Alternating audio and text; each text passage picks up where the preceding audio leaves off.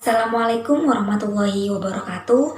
Perkenalkan, nama saya Farah Korinati Nabila, NIM E2019-2069, Prodi Ekonomi Syariah 2. Di sini saya akan menjelaskan tentang kebijakan fiskal perspektif ekonomi Islam.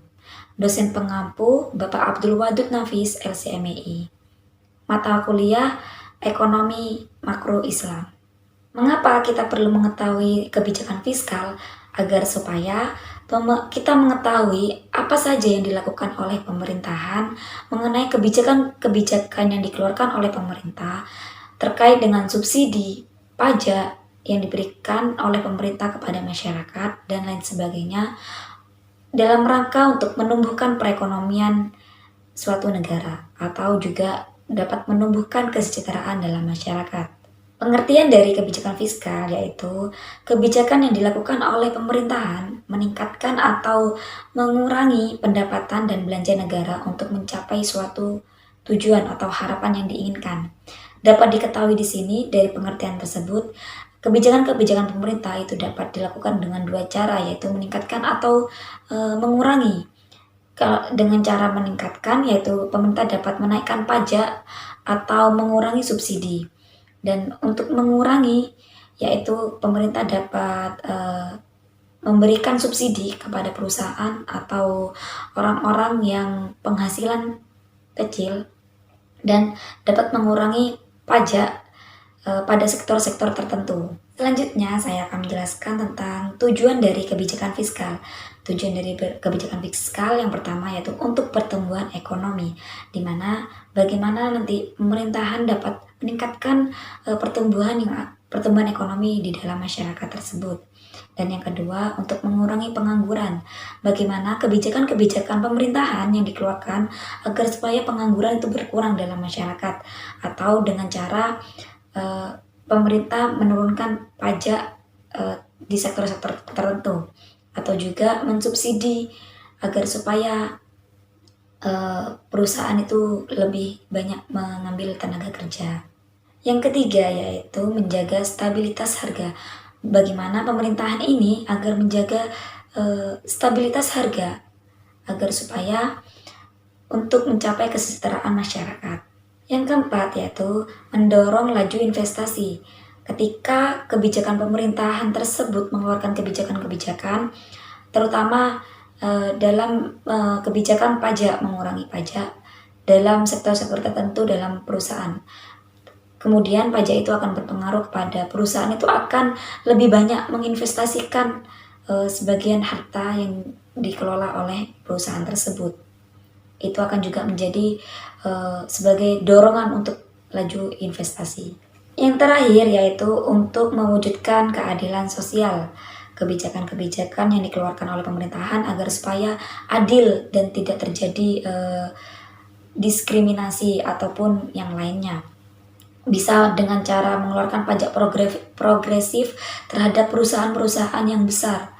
Itulah salah satu cara untuk mewujudkan keadilan sosial.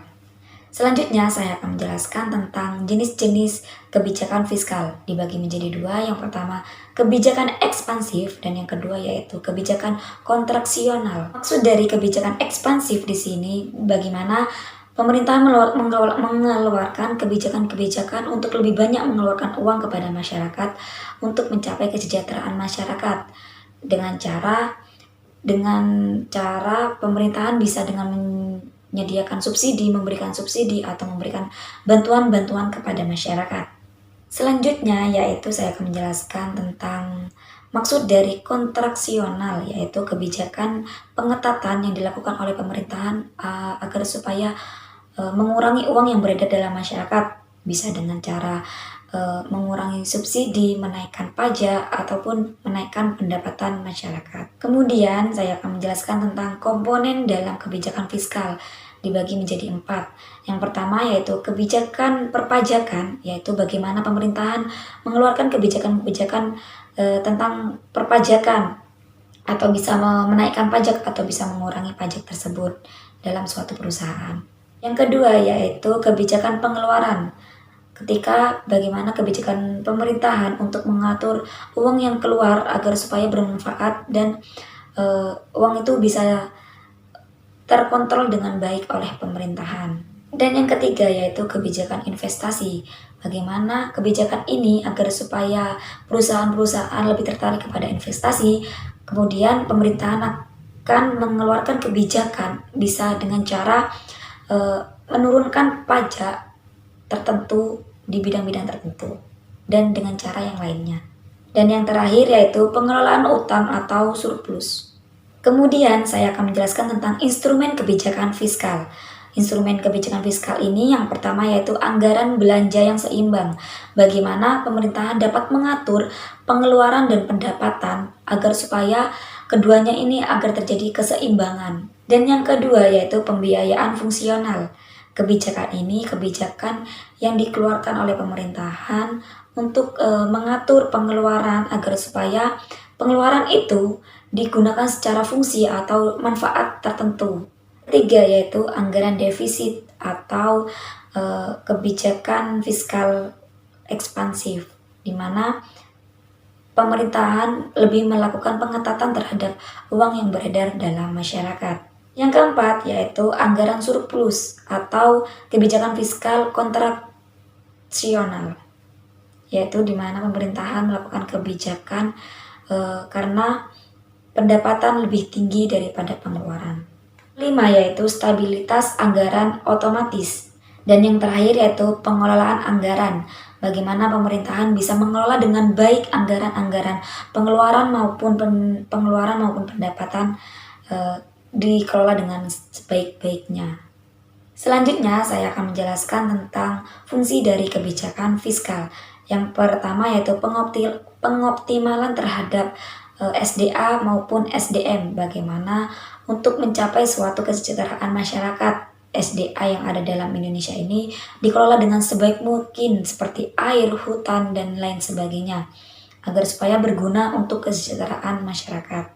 Yang kedua yaitu pengoptimalan kegiatan investasi. Yang ketiga yaitu alokasi, bagaimana pemerintahan dapat mengalokasikan pendapatan dan pengeluaran sesuai dengan apa yang dibutuhkan.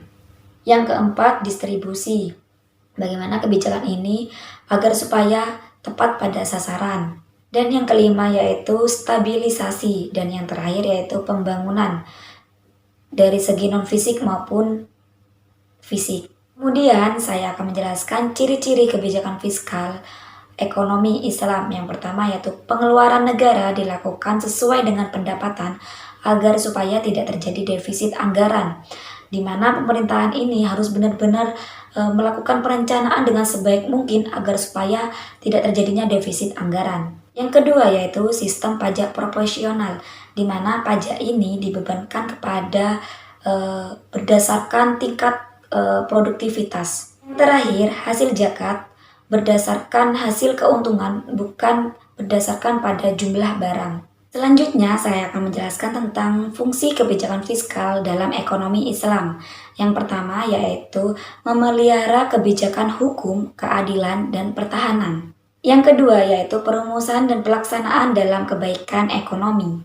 Yang ketiga yaitu manajemen kekayaan pemerintah. Terakhir yaitu intervensi yang dilakukan oleh pemerintahan jika diperlukan. Yang terakhir, saya akan menjelaskan tentang instrumen kebijakan fiskal dalam ekonomi Islam. Yang pertama yaitu jizyah, dan yang kedua yaitu ghanimah, yang ketiga yaitu fa'i, yang keempat yaitu zakat, dan yang kelima yaitu khoroj, dan yang keenam yaitu nawaib, dan yang terakhir yaitu amwal fahlah. Itu saja yang bisa saya sampaikan. Kurang lebihnya mohon maaf. Wallahul muwaffiq ila aqwamit thoriq. Wassalamualaikum warahmatullahi wabarakatuh.